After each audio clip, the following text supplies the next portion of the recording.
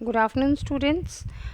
आज का जो मेरा लेक्चर है ये ऑन रिक्वेस्ट है from some students, that is they wanted it to be in Hindi, तो हम हिंदी में इस लेक्चर को रिपीट कर रहे हैं।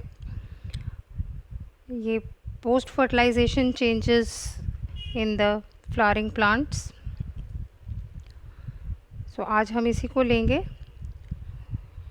सो आप देखिए, जो पोस्ट फर्टिलाइजेशन चेंजेस आते हैं that is immediately after fertilization. सबसे पहले तो जो फ्लावर है वो झड़ जाता है, उसके पेटल्स, स्टेमन्स, स्टाइल वगैरह जो है वो सब झड़ जाते हैं, दे विदर अवे। और कैलिक्स भी झड़ जाता है मोस्टली, लेकिन कभी कभी कैलिक्स रह जाता है जिसको हम परसिस्टेंट कहते हैं। परसिस्टेंट कैलिक के एग्जांपल्स हैं लाइक टोमेटो, ब्रिंजल। और जो इवेंट्स इसमें आएंगे फर्टिलाइजेशन के बाद वो हैं like the development of endosperm from triploid primary endosperm nucleus in the central cell of embryo sac, development of embryo from diploid zygote, development of seed from ovule and development of fruit from ovary.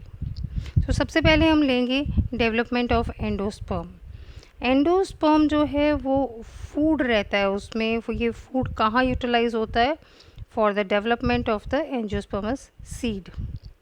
ये उसको essential nutrients provide करता है for to the growing embryo और young seedling को भी जब germination होनी होती है उनकी, ठीक है। और ये जो डेवलपमेंट है एंडोस्पर्म की, ये 3 बेसिक टाइप्स की है: nuclear, cellular and helobial.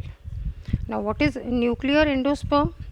Nuclear endosperm की जो डेवलपमेंट है इसमें प्राइमरी एंडोस्पर्म न्यूक्लियस डिवाइड करता है repeatedly by mitotic division, that is mitosis से डिवाइड करता है और ये बनाता है खूब सारे nuclei without cytokinesis, without the formation of cell walls, ठीक है। बहुत सारी डिविजन्स इसमें हो जाती हैं जिसके साथ इसमें बहुत सारे फ्री न्यूक्लियाई हमारे को दिखाई देते हैं central cell of embryo sac में।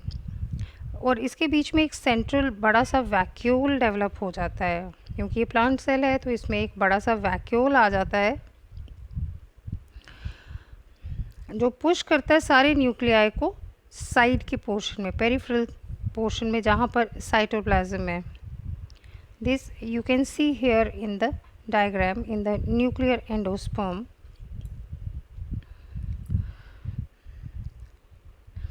ये जो फ्री न्यूक्लियाई आ जाते हैं बीच में एम्ब्रियो सैक के, और इनमें फिर सेल वॉल बाद में बनती है, ठीक है। इनमें क्या होता है कि सेकेंड फेज़ जो स्टार्ट होता है उसमें क्लीवेज आती है और ये इसके साथ जो है सेंट्रीपीटली फॉर्मेशन हो जाती है सेल वॉल्स की। तो फाइनली सारा यहाँ मैक्सिमम पार्ट एंडोस्पर्म का जो है वो सेल्यूलर बन जाता है। इसका बेस्ट एग्जांपल है कोकोनट। कोकोनट में एंडोस्पर्म जो है मल्टी सेलुलर है बाहर के पोर्शन में और फ्री न्यूक्लियर रहता है in the centre. So nuclear endosperm जो है ये सबसे ज़्यादा कॉमन टाइप का एंडोस्पर्म है। Then next is the cellular endosperm. Cellular type of endosperm development जो है इसमें न्यूक्लियर डिवीज़न जो प्राइमरी एंडोस्पर्म न्यूक्लियस की होती है उसमें फर्स्ट डिवीज़न के बाद जो है वो सेल वॉल फॉर्मेशन होती है। ये आप जैसे देख रहे हो इसमें सेल वॉल फॉर्मेशन होगी और फिर नेक्स्ट जो है वो न्यूक्लियर डिवीज़न होगी। सो ये सेल वॉल डिवीज़न जो होगी ये इधर लॉन्गिट्यूडनल भी हो सकती है या ट्रांसवर्स भी हो सकती है। बाकी जितनी भी न्यूक्लियर डिविजन्स होती हैं उनमें साथ साथ जो है ये सेल की साइटोकाइनेसिस साथ साथ होती जाती है ताकि ये सेलुलर टाइप ऑफ एंडोस्पर्म जो है बन जाता है। इसमें हमारे को distinct cells from the very beginning जो है वो दिखाई देते हैं। इसके एग्जाम्पल्स हैं petunia, datura, balsam. Now the third type is helobial type. ये कुछ इन बिटवीन टाइप है दोनों के। इसमें क्या होता है कि जो प्राइमरी एंडोस्पर्म न्यूक्लियस है वो मूव करता है towards the chalazal end of the embryo sac, और इसकी जो फर्स्ट न्यूक्लियर डिवीज़न है प्राइमरी एंडोस्पर्म न्यूक्लियस की, उसके उसमें जो है ट्रांसवर्स वॉल डेवलप करती है और बनाती है वो एक चलेजल सेल की तरफ, छोटा cell as you can see here, और और उसकी तरफ ये आपके स्क्रीन्स के ऊपर डिस्प्ले हो रहा है। और जो माइक्रोपाइलर एंड है उसमें एक बड़ा cell, right. So first division से जो है ट्रांसवर्स वॉल बनेगी और एक स्मॉल चलेजल सेल बनेगा और एक लार्जर माइक्रोपाइलर सेल। जनरली ये जो चलेजल सेल है it will not divide further और ये फंक्शन करता है एज हॉस्टोरियम। और जो न्यूक्लियस है माइक्रोपाइलर सेल का वो डिवाइड करेगा by repeated free nuclear divisions, जैसे कि न्यूक्लियर टाइप में होती हैं एंडोस्पर्म डेवलपमेंट में, और फिर उसके बाद उसका डेवलपमेंट जो है वो पूरा न्यूक्लियर एंडोस्पर्म की तरह होता है। इसके एग्जांपल्स मोस्टली जो हैं वो मोनोकॉट्स में आते हैं। You can see in the diagram आपको ये जाइगोट दिख रहा है, फिर ये दो सेल्स दिख रहे हैं, MC means the micropylar side cell and the CC is the chalazal cell. अब इसके बीच में जो वॉल फॉर्मेशन हुई है इसे आप डिस्टिंक्टली देख सकते हो, दो अनइक्वल साइज के सेल्स बने हैं and then the free nuclear division starts. So this type of division is intermediate between the first two types.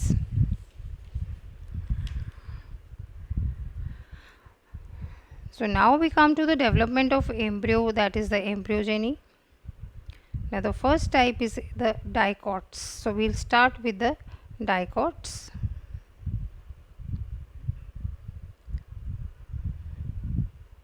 Here you can see it on your screens. अब एक typical dicot development कैसे होती है, इसमें zygote enlarge करेगा पहले size में, secrete करेगा एक सेलुलोज सेल वॉल और फिर डिवाइड करेगा बाय अ ट्रांसवर्स डिवीजन, जिसके साथ टू अनइक्वल सेल्स बनेंगे, एक बड़ा और एक छोटा। आप देख सकते हो इन द डायग्राम भी, एक टर्मिनल एम्ब्रियो सेल है और एक बेसल सेल और द सस्पेंसर सेल है। सो लार्ज बेसल सेल और that is the suspensor cell जो कहाँ पर है, towards the micropylar end of the embryo sac, और जो दूसरा छोटा सेल है that lies towards the chalazal end of the embryo sac. So both the ends you can see here, the micropylar as well as the chalazal end. अब जो basal suspensor cell था वो divide करेगा by transverse division, और terminal जो embryonal cell था वो divide करता है बाय लॉन्गिट्यूडनल डिवीजन, और क्या बनाएंगे ये 4 सेल्स का टीट्रेड। अब इन दोनों सेल्स में ट्रांसवर्स डिवीजन जो हो रही है सस्पेंसर सेल की, उससे जो लोअर मोस्ट सेल है टुवर्ड्स द माइक्रोपाइलर एंड वो साइज में बड़ा हो जाएगा और बनेगा vesicular basal cell, like you can see in the diagram D and E. ये बड़ा हो गया है और बाकी के सेल्स जो हैं वो डिवाइड करेंगे by transverse divisions to form a long suspensor, ठीक है, जिसमें अराउंड 7 to 8 सेल्स रहते हैं। Now each of the 2 terminal cells of the tetrad stage they divide longitudinally और बनाएंगे 4 celled quadrant stage।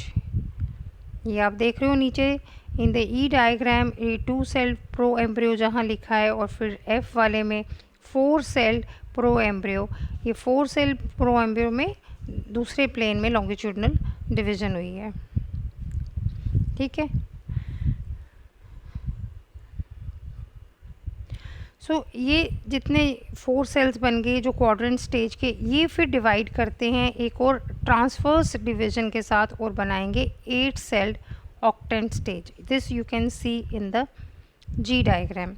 ये 8 सेल्ड ऑक्टेंट स्टेज जो बना रहा है, पहले तो ये 2 ई और एफ में 2 लॉन्गिट्यूडनल डिविजन्स आए, उसके बाद आप ये देखोगे here in the G diagram वो ट्रांसफर डिवीजन के साथ 8 सेल स्टेज बनाएगा जिसको हम ऑक्टेंट कहते हैं।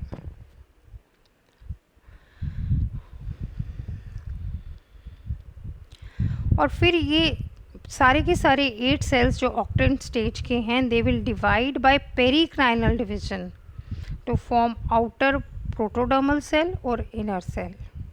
ठीक है, सो ये जो 8 सेल्ड ऑक्टेंट है ये अब 16 सेल स्टेज बन जाएगी।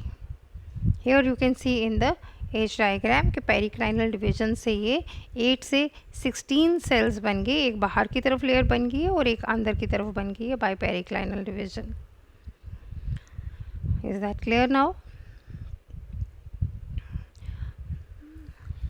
अब जो अंदर प्रोटोडर्मल सेल्स हैं 8, ठीक है, ये 16 सेल्स में से ये बनाते हैं एक आउटर लेयर और एक इनर लेयर। सो आउटर जो प्रोटोडर्मल सेल्स हैं they will divide by anticlinal divisions और बनाएंगे सरफेस लेयर या एपिडर्मिस। और जो इनर मास वाले सेल्स हैं, जो इनर सेल्स हैं, वो अलग अलग प्लेन्स में उनकी डिवीज़न होगी और वो बनाएंगे ground meristem, procambium, cotyledons, hypocotyl, plumule. Clear? I'll repeat. I'll start from the two-celled proembryo.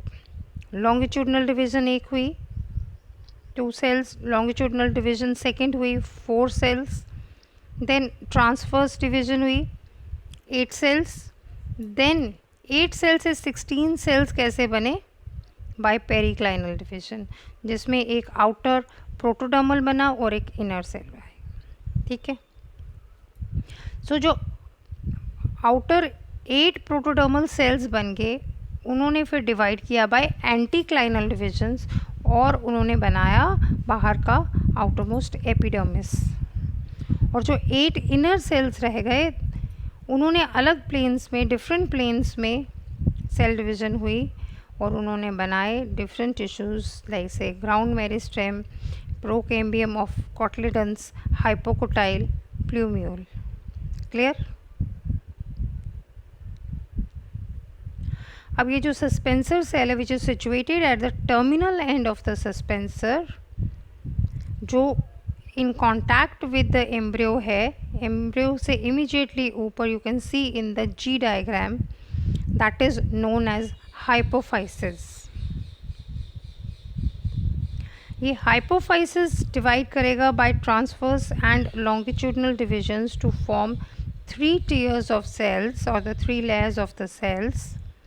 ये सेल्स में आ जाएंगे इनर टायर टुवर्ड्स एम्ब्रियो, वो बनाएगा cortical initials of the radicle जिसको हम एम्ब्रियोनिक रूट कहते हैं।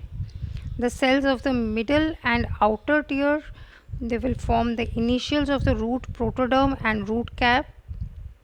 So this means that जितने भी cells जो हैं derive हुए हैं हाइपोफाइसिस से derive हुए हैं वो सारे के सारे बनाएंगे root apical मेरिस्टेम। Clear? अब इस स्टेज पे जो डेवलपिंग एम्ब्रियो है that is globular in structure और उसमें रेडियल सिमेट्री है। Here it is known as pro embryo. ये प्रो एम्ब्रियो जो है that is transformed into embryo with the development of radical, plumule and cotyledons. 2 cotyledons because this is the development of a dicot seed. ये arise करेंगे from the 2 ridges of tissues which will appear at the distal region of the proembryo। और इसके साथ क्या होगा, जो ये globular प्रोएम्ब्रियो था ये हार्ट शेप्ड एम्ब्रियो बन जाएगा क्योंकि बीच में नॉच सी रह जाएगी और बाकी दोनों साइड से वो डेवलप हो जाएगा। अब कोटिलिडन्स का पार्ट जो है वो रैपिडली ग्रो करता है जबकि जो इनके बीच में जो सेल्स हैं वो एक कम ग्रो करते हैं और वो एक डूम शेप्ड प्लूम्यूल बनाते हैं that is the future shoot apex. इस तरह से दोनों चीज़ें बन गई. We discussed the root apical meristem also and the shoot also, the plumule as well as the radicle. तो ये दोनों चीज़ें बन गई और कॉटलेडन्स की आउटग्रोथ हो गई, सेल्स ने ज़्यादा डिवाइड किया और वो बना दिए दो कॉटलेडन्स जिनके बीच में ये एम्बेडेड है. और here you can see this in the last two diagrams कि ये प्रो एम्ब्रियो किस तरह हार्ट शेप्ड बन जाता है और फिर ये कॉटलेडन्स कैसे इलोंगेट हो जाते हैं. सेंटर में ये प्लूम्यूल आ जाता है, ये हाइपोकोटाइल रीजन, रेडिकल ऊपर शो हो रहा है, रूट कैप शो हो रही है, रूट कैप के ऊपर जो सस्पेंसर सेल्स हैं और फिर ये हॉस्टोरियम ऊपर. तो ये सारे के सारे सेल्स यहाँ पर ये फुली फॉर्म्ड और the mature dicot embryo here you can see in the diagrams. I hope अभी आपको काफ़ी क्लियर हो गया होगा. और जो मोनोकॉट्स की डेवलपमेंट है,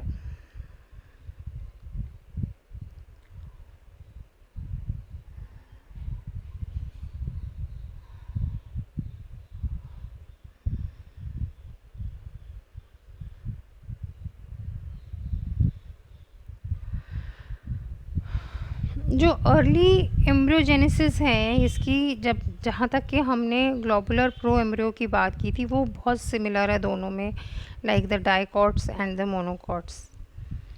but in the monocots around one half of the terminal cell derivatives they function as the shoot apex, जबकि बाकी के सेल्स जो हैं उनमें काफ़ी ज़्यादा रैपिड सेल डिवीजन होती है और वो बनाते हैं वन सिंगल टर्मिनल कॉटलेडन.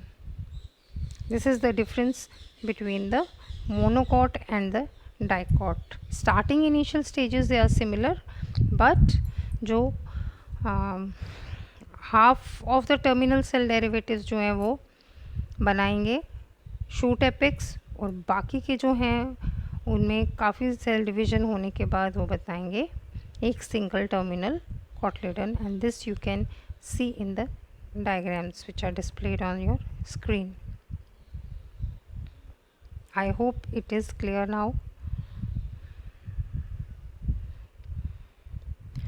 So इसके बाद था development of the seed. Development of both the dicot as well as the monocot seed.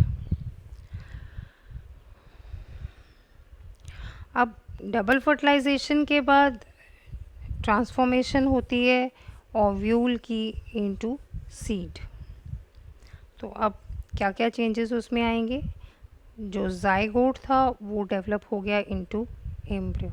ठीक है, जो ट्रिप्लॉइड प्राइमरी एंडोस्पर्म न्यूक्लियस था उसने एक न्यूट्रिटिव टिश्यू बना लिया जिसको हमने कहा एंडोस्पर्म. अब ये एंडोस्पर्म या तो परसिस्ट करेगा या पूरा यूटिलाइज हो जाएगा, डाइजेस्ट हो जाएगा during the stages of embryogenesis. अब जिन सीड्स में एंडोस्पर्म टिश्यू रहता है they are known as albuminous, like wheat, corn, onion, palm. और जिन सीड्स में एंडोस्पर्म यूज अप हो जाता है they are known as ex albuminous. For example, in the bean, in pea, in gram. Now these ex-albuminous seeds they usually store reserve food material in the cotyledons. So ये आपको आया समझ में, ठीक है. So either एंडोस्पर्म यूटिलाइज हो जाएगा पूरा और वो बचा रहेगा. तो जिनमें एंडोस्पर्म रहता है they are the albuminous, और जिनमें एंडोस्पर्म यूज़ अप हो जाता है they are the ex albuminous. और नॉर्मली एक्स एल्ब्यूमिनस सीड्स जो हैं वो फूड रिज़र्व को स्टोर करते हैं mostly in the form of कॉटलेडन्स.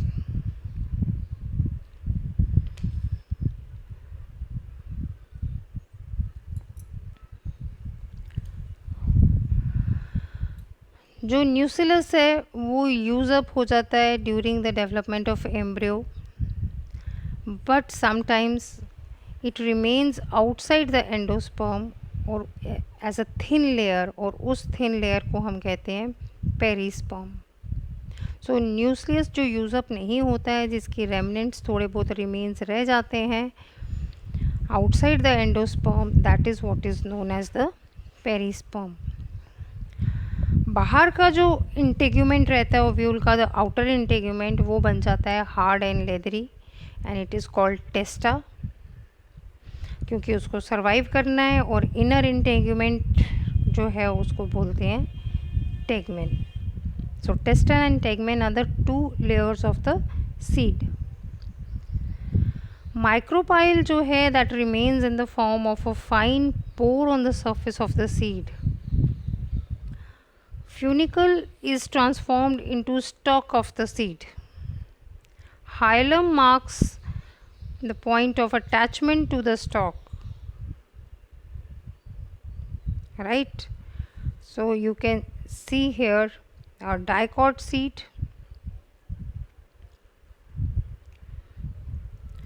Mostly the seeds जो हैं ये जर्मिनेट कर जाते हैं जैसे ही हम इनको फेवरेबल कंडीशंस देंगे, जैसे प्रॉपर मॉइस्चर है, ऑक्सीजन है, टेम्परेचर है प्रॉपर। लेकिन फिर भी कुछ सीड्स जो हैं वो जर्मिनेट नहीं करते हैं। अब उसके दो रीज़न हो सकता है वो वाइबल है, हो सकता है वो नॉन वाइबल है। वाइबल मीन्स वो जर्मिनेट कर सकते हैं, लिविंग है। नॉन वाइबल है तो वो नहीं करेंगे। लेकिन अगर वाइबल हैं तो भी वो जर्मिनेट क्यों नहीं कर रहे हैं अंडर फेवरेबल कंडीशंस? ऐसी सिचुएशन को हम कहते हैं dormancy. So dormancy is a condition of the seed when it fails to germinate even though the environmental conditions usually considered favourable for active growth are present. So dormancy naturally seeds में आती है। They tide over 1 year 2 year dormancy and then they under favourable conditions they can germinate. So here you can see the dicot seed as well as a monocot seed, and in the monocot seed you can see the pericarp and the seed coat, the aileron layer, the endosperm, the scutellum. Scutellum is the cotyledon, single cotyledon, then the coleoptile, the embryo, radicle, root cap and the coleorhiza. All these things you can see here in the diagram.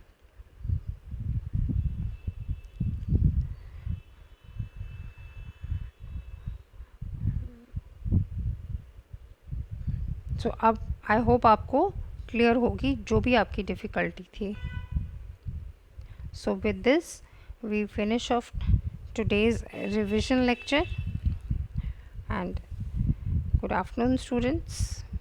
We'll meet on Monday for a class test based on chapter 3rd. Thank you.